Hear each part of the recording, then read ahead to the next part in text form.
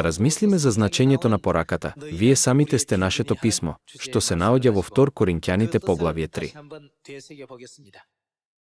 Можеме да го сметаме писмото како директен израз на она што го чуваме во нашите срца.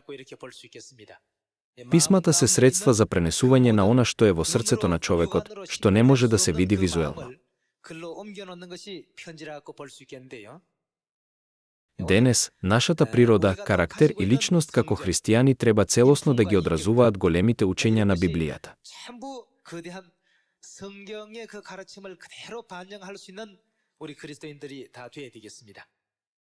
Да го погледнеме 2 Коринќаните, поглавје 3 стих 2. Вие сте нашето писмо, впишано во нашите срца, кое го познаваат и читаат сите луѓе. Тука светците се гледаат како писмо.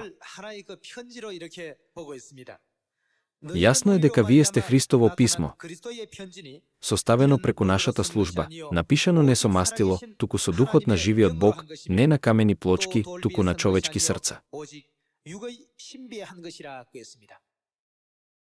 Терминот «Вие сте Христово писмо» значи дека сите Христови учења и постапки се одразуваат директно во нашите постапки и секојдневниот живот. Едноставно кажано, да се биде христијанин значи да се стане жива Библија. Дури и без читање на Библијата, наблюдувајќи ги постапките, зборовите и ставовите на христијаните, треба да се помисли: леле, тоа е она што Библијата учи да го применуваме во пракса. Тоа е начинот на проповедање што го учи Библијата. Гледајќи ги, можам да разберам дека Библијата содржи учења дека треба да им помогнеме на оние во тешкотии со зборови на проповедање. На овој начин, луѓето треба да можат да ги научат учењата на Библијата преку нас.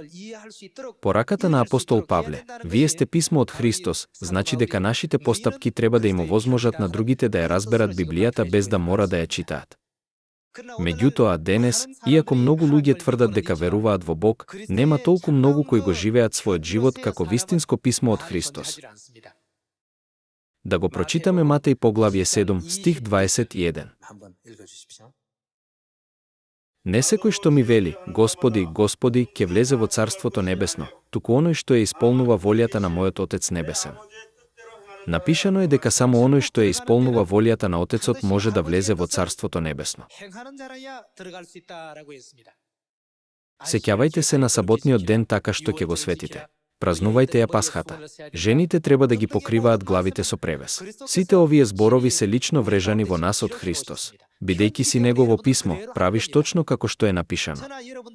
Бидејќи ние сме писмата напишани од Христос, ние го почитуваме и саботниот ден каков што е. Кој ја напишал заповедта пазете го саботниот ден? Не е ли напишано од Бога и од Христос? А што е со прославата на Пасхата? И тоа беше напишано од Христос и од Бог. Бидејќи ти си Неговото писмо, сега ги запишуваш точно онакви какви што се. Заповедите за празнување на саботата и Пасхата се врежуваат во нашите срца. Така, ние сме писма од Христос. Сепак, има бројни луѓе на оваа земја кои не се букви од Христос. Затоа Исус вели овде: не секој што ми вели: Господи, Господи, ќе влезе во Царството Небесно. За да действуваме според Божјите зборови, прво мора да ги имаме во нашите срца. Само оние кои ги имаат Божјите зборови во своите срца можат да се движат и да действуваат според зборовите.